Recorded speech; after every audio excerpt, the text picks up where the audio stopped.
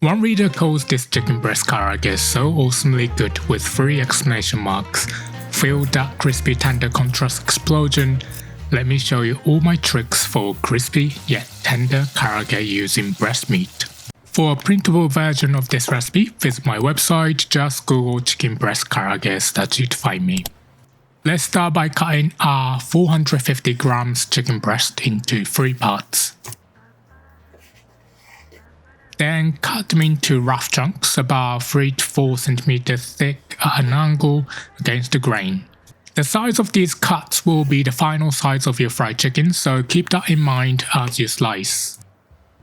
Next, we're going to use a fork to pierce each piece thoroughly all over. Stabbing the chicken with a fork before heating prevents the proteins from shrinking and keeps our chicken from becoming tough. It's one of those simple techniques that makes all the difference. Time for a marinade. Place all the beautiful chicken into a bowl and crack in 1 whole egg. Mix it well until the egg yolks and whites have combined and every piece of chicken is coated.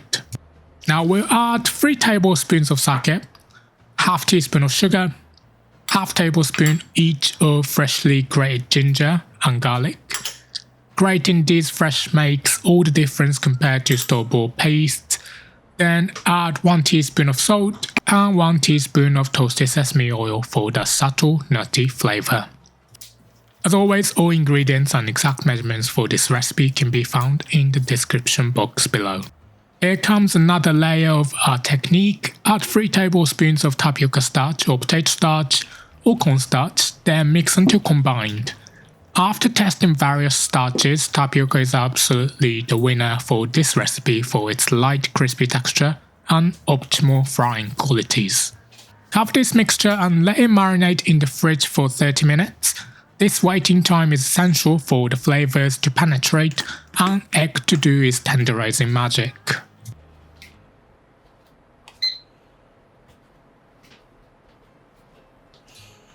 When marinating time is almost over, start heating our cooking oil to 160 degrees Celsius. And here's where I create what I call the hailstone effect 2.0. If you've tried my chicken thigh karaage recipe, you might know about adding water to starch for texture, but we're taking it up a notch. In a container, combine 8 tablespoons of tapioca starch with the zest and juice of 1 medium lemon. On average, you should get about ½ tablespoon of zest and 2 to 3 tablespoons of juice. The lemon juice will cause the starch to harden, creating these glacier-like formations. Use chopsticks or a fork to combine it first, then use your hands to scrunch the mixture, creating small clumps that give us my signature hailstone texture. This citrusy twist not only adds incredible flavor but creates an even more interesting coating texture than the traditional method. Once the chicken is ready and our oil has reached 160 degrees, it's time for the first fry. Roll each piece of chicken generously in a lemon starch mixture, pressing it down to secure the coating. You want to fry in batches. My pot usually fits about 3 batches depending on your setup. Fry each batch for exactly 3 minutes at 160 degrees. This first fry at a lower temperature sets the foundation for a crispy finish. If you're running low on coating mixture during your last batch, simply remake the hailstone mixture using a 4:1 ratio of starch to lemon juice. After the first fry, transfer the chicken to a wire rack and let it rest for 3 to 5 minutes. The residual heat continues cooking the chicken thoroughly from the inside. The only issue is the moisture comes out during this process, making the outside a bit soggy.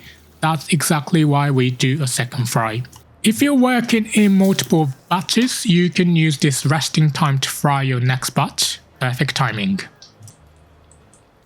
Now increase the oil temperature to 180 degrees Celsius for our second and final fry. Once the oil is heated, add the chicken back in for just 1 minute. This high temperature blast removes all the surface moisture and gives us that golden crispy exterior we're dreaming of. The key to perfect karaage is achieving the magical combination, crispy outside, juicy inside. This double frying technique, allowing proper resting time between fries, is what makes the difference between good karaage and absolutely incredible karaage. Transfer your golden chicken to a wire rack one final time to drain the excess oil. And there you have it, ultimate chicken breast karaage with a unique lemon twist. What makes this recipe so special is how we've overcome chicken breast natural challenges. Enjoy every crispy, juicy, citrus-kissed bite. Want even more delicious recipes? Grab my free cookbook from the link in the description. Okay, let's go over the ingredients one more time. And if you're ready to cook, grab the written instructions by clicking the full recipe box with a picture that's about to pop up on your screen. Here we go, the link to the full recipe is on the screen for you now, and if you want to watch more similar videos, don't miss my deep fried food playlist popping up on your screen as well. Thanks so much for watching, and I hope to see you in the next one. Bye.